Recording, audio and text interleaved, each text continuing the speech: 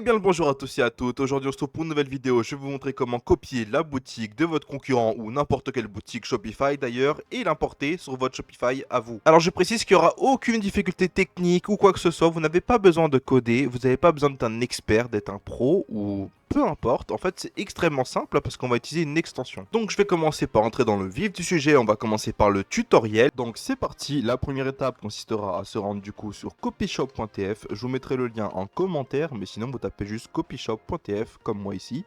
Je mets entrée, ici j'ai un site, j'ai des présentations etc. Vous pouvez regarder, bon là c'est en anglais parce que je suis sur, voilà, en français. Donc vous pouvez regarder un petit peu comment ça se présente, comment marche l'extension, mais de toute façon je vais vous le montrer dans cette vidéo plus en détail de toute façon. Donc voilà, on va directement aller sur installer l'extension. Hop, une fois qu'on est ici, du coup c'est une notation Google Chrome, je pense que vous savez comment on fait, vous mettez ajouter à Google Chrome. Maintenant ici on a l'extension. Voilà, donc il y a Enable Copy Shop, parce que même mon truc est en anglais, vous aurez Copy Shop activé ou quelque chose comme ça. Et maintenant on a 90% du travail qui est fait et on va se retrouver pour la copie de la boutique dans quelques instants. Donc c'est parti, j'active l'extension, hop, copier ici. Voilà, aussi rapidement que ça les gars. Et je vais vous montrer plus en détail comment ça fonctionne. Donc là j'appuie sur copie, grâce à l'extension. Donc ça vous ne l'aurez pas si vous n'avez pas d'extension. J'appuie sur copie. Sur Shopify, je colle ça dans un bloc liquide personnalisé. Qu'est-ce que c'est un bloc liquide personnalisé? Je vais vous montrer comment l'ajouter. Vous allez sur ajouter une section, vous tapez liquide, comme ceci. Et là, il y aura liquide personnalisé. Voilà. Ça vous permettra d'importer du code externe. Bien sûr, le code de l'extension est formaté, etc. Alors, il y a certains éléments qui ne vont pas s'importer exactement comme vous le voulez. C'est totalement normal, c'est par rapport à votre thème. Il faudra parfois modifier l'élément dans les paramètres de votre thème. Par exemple, là, ça va être les boutons. Il va falloir que je change les boutons.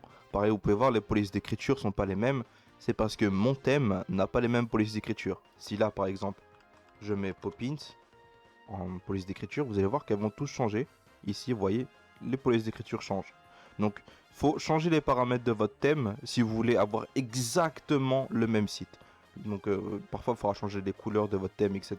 Mais sur l'extension, quand même par précaution, vous pouvez changer les couleurs au préalable. Voilà. Par exemple, si je mets cette couleur, hop, je mets cette couleur, je recopie l'élément. Donc, je retourne ici, tac, je colle. L'élément a bien changé la couleur. Voilà, ça c'est juste pour gagner du temps, vous n'ayez pas à aller dans votre thème, etc. Ça c'est le produit, ça il faut l'importer. Je ferai peut-être une vidéo, dites-moi dans les commentaires si vous voulez que je fasse une vidéo pour comment importer un produit. Et après ça c'est encore les éléments, et encore une fois, vous faites juste copie, vous allez là, vous collez, aussi simplement que ça, et ça importe l'élément. C'est un gain de temps absolument phénoménal.